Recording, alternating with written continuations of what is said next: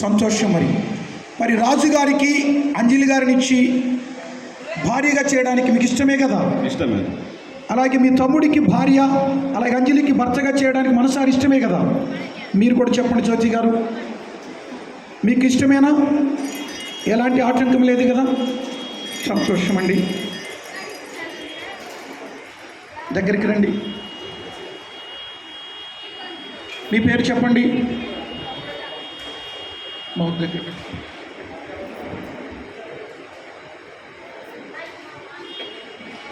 పాల్తేవాద్ భాస్కర్ గారు. మీ పేరు? జయమ్మ. భాస్కర్ గారు, జయమ్మ గారు, పెళ్లి కుమార్తె మీకేమవుతారు? చెల్లి అవుతుందండి. మీ చెల్లెలు అంజలికి రాజుగారినిచ్చి అంజలి గారికి వారిద్దరిని భార్యాభర్తలుగా చేయడానికి మీకు ఇష్టమేనా? ఇష్టమేనండి. వారిద్దరు పెళ్లి చేసుకోవడానికి ఇష్టపడ్డారు, మీకు కూడా ఇష్టమేనా? ఇష్టమేనండి. ఎలాంటి ఆటంకము కానీ అభ్యంతరం కానీ ఉన్నాయా? లేదండి, ఎలాంటి. మరి జీవితకాలం అంతా కూడా వారిని భార్యాభర్తలుగా ఉండడానికి ఇష్టపడతారా లేకుంటే అభ్యంతరపరుస్తారా? ఇష్టపడతారండి. సంతోషము. మరి సంతోషంగా ఇరువైపుల వారికి చప్పట్లు కొట్టి ఈ ఘనమైన కార్యమును బట్టి దేవుని స్తుతించుదాం. మీకు కూడా ఇష్టమేనా? చెప్పండి. వారిద్దరిని భార్యాభర్తలుగా చేయడానికి ఇష్టమేనా? సంతోషం. మీ అమ్మాయి కుడి చేయి పట్టుకోండి భాస్కర్ గారు. అలాగే తిరుపతి గారు, మీ అబ్బాయి కుడి చేయి పట్టుకోండి. అమ్మాయి కుడి చేయి, అబ్బాయి కుడి చేయి మణికట్టు దగ్గర పట్టుకొని షేక్ హ్యాండ్ ఇవ్వండి. అబ్బాయి చేయి, అమ్మాయి చేయి, షేక్ హ్యాండ్ ఇవ్వండి.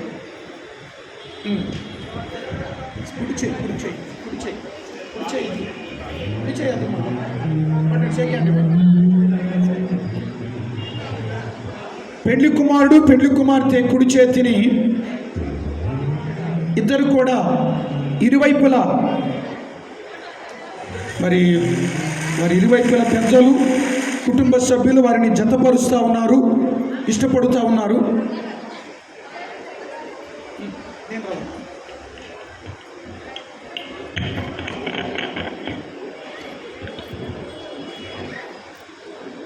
ఓకే అండి.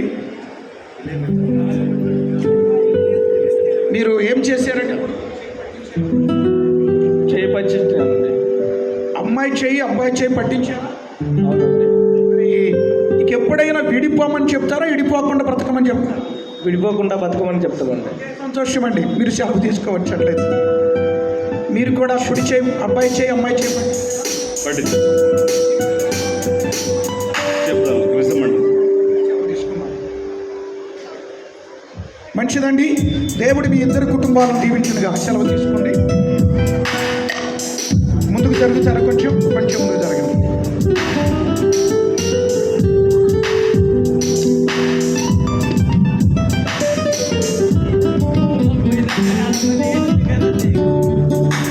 ఒకరి వైపు ఒకరు తిరగండి. ఒకరి వైపు ఎదురుగా కొంచెం అక్కడ కాళ్ళు కూడా మీరు చక్కగా పెట్టుకొని చూడండి. రాజుగారు అమ్మాయి వైపే చూడాలి. మీరు కూడా అంజలి గారు రాజుగారి వైపే చూడాలి. ఒకరి వైపు ఒకరు. రెండో మౌత్ కూడా ఉంటే మంచిదండి.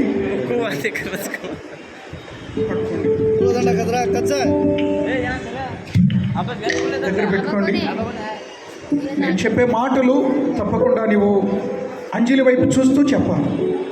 మీరు కూడా అబ్బాయి వైపు చూస్తూ వినాలి. క్రైస్తవ ప్రమాణాలు అనేవి చాలా శ్రేష్టమైనవి. ఇవి మీరు చెప్పొద్దు, నేను చెప్పేది వినండి. పరిశుద్ధమైనవి. ఇవి ఘనమైన క్రైస్తవ ప్రమాణం.